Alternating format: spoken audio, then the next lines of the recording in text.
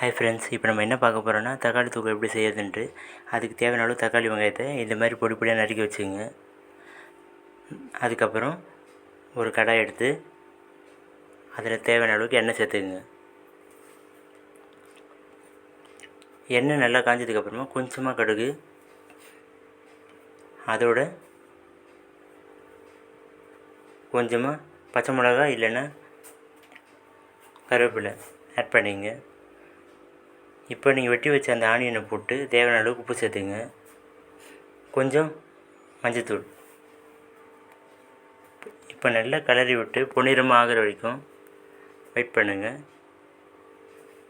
பொன்னிறமாக ஆனதுக்கப்புறமா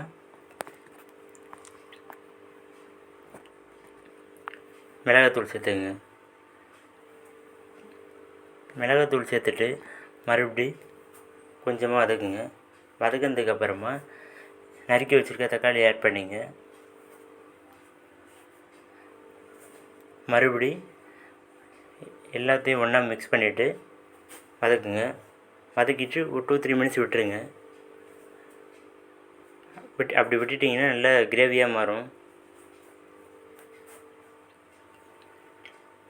இந்த மாதிரி இதை நீங்கள் சாப்பாட்டுக்கு, தோசைக்கு, இட்லிக்குன்னு சேர்த்து ஆட் பண்ணி சாப்பிட்டிங்கன்னா சூப்பராக இருக்கும். நான் தோசை சுட்டு அதுக்கு டேஸ்ட் பண்ணி பார்த்துருக்கேன், சூப்பராக இருந்திருக்கு. நீங்கள் இதை ஏற்கனவே பண்ணியிருக்கீங்கன்னா எனக்கு கமெண்ட்ஸில் சொல்லுங்கள் எப்படி இருந்ததுன்ட்டு.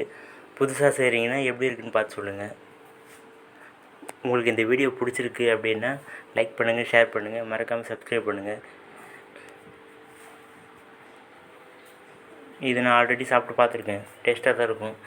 இதை நீங்கள் ஈஸியாக செய்யலாம், சுலபமாக செய்யலாம்.